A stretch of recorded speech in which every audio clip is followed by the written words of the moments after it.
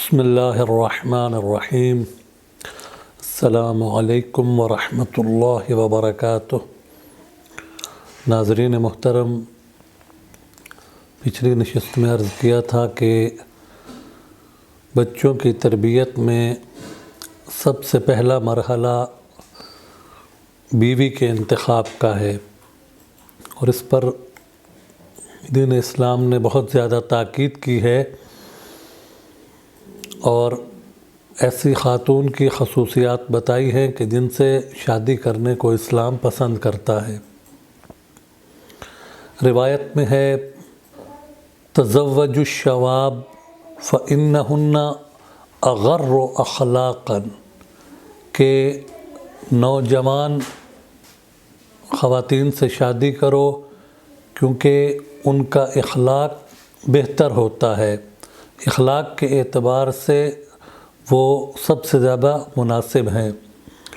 جوان بیوی کا انتخاب کرنا چاہیے، اور اسی طرح روایات کے اندر ہے کہ من اراد الباء فلیتزوج بامرأۃ قریبۃ من الارض، کہ جو شخص شادی کرنا چاہتا ہے تو اسے چاہیے کہ ایسی عورت کا انتخاب کرے قریبۃ من الارض، یعنی زمین سے نزدیک ہو۔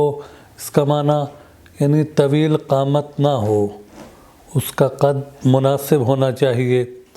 وبعیدۃ ما بین المنکبتین، اور اس کا سینہ کشادہ ہو۔ سمراء اللون، اور اس کا رنگ جو ہے وہ گندمی ہو، یعنی سانولا رنگ ہو۔ اور جیسا پہلے عرض کیا کہ جوان خاتون سے شادی کرنے کی طرف اسلام نے ترغیب دلائی ہے، اور اس کی وجہ بھی بیان کی ہے، کیونکہ یہ اخلاق کے اعتبار سے یہ خواتین بہتر ہوتی ہیں، اور اخلافاً یعنی جو وہ اولاد جنتی ہیں وہ بھی جوان خواتین سے جو اولاد ہوتی ہے وہ نیک اور صالح ہوتی ہے، اور دوسرا ان کے اندر بچے پیدا کرنے کی صلاحیت بھی زیادہ ہوتی ہے۔ اور اسلام نے ایسی خاتون کو ایک مثالی اور اچھی خاتون قرار دیا ہے کہ جو ولود اور ودود ہو، یعنی محبت کرنے والی ہو اور زیادہ بچے جننے والی ہو۔ اور اسی طرح ایک روایت میں ہے کہ انظر این تضع نفسک، کہ جب شادی کرو تو تم یہ دیکھو کہ تم اپنے ذات کو کس کے ساتھ رکھ رہے ہو۔ ومن تشرکہ فی مالک، اور یہ دیکھو کہ اپنے مال میں تم کس عورت کو شریک کر رہے ہو۔ ظاہری بات ہے جب شادی کرنی ہے تو اس کا نان و نفقہ مرد پر ہونا ہے، اور مرد نے اس پر خرچ و اخراجات کرنے ہیں، اس کی رہائش کا، لباس کا، خوراک کا سارا انتظام۔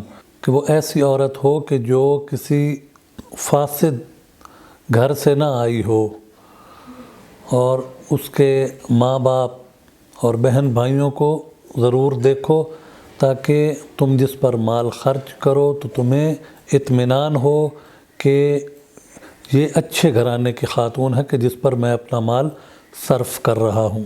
اور تیسرا جملہ ہے وَتُطَلِّعُهُ عَلَى دِينِكَ وَسِرِّكَ، اور یہ دیکھو کہ تم اپنے دین کو اور اپنے رازوں کو کس کے سامنے فاش کر رہے ہو۔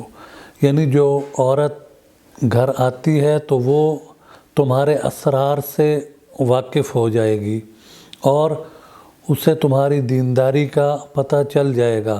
تو اگر کسی اچھے گھرانے سے ہوئی تو تمہارے اسرار کو بھی فاش نہیں کرے گی، اور تمہاری ہر بات کا بھی باہر تذکرہ نہیں کرے گی۔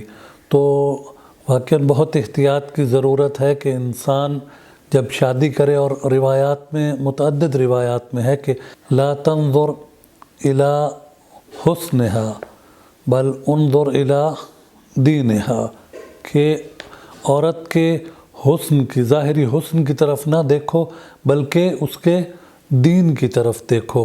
اگر دیندار ہے تو پھر وہ تمہارے اسرار کو بھی راز رکھے گی، تمہارے راز کو، اور تمہاری خامیوں کو دوسروں کے سامنے بیان نہیں کرے گی۔ تو ہمیں بھی چاہیے کہ ہم جب شادی کا ارادہ کریں تو ایسے خاتون کا انتخاب کریں کہ جس کی طرف احادیث نے ہماری رہنمائی فرمائی ہے۔